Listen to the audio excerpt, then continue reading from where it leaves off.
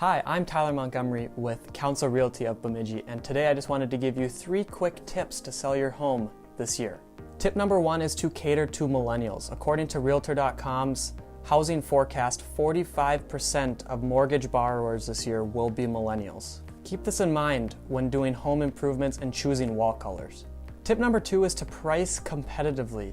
What we've seen this year is that houses that are priced competitively tend to sell faster and for more money than those that are maybe priced just a little bit too high.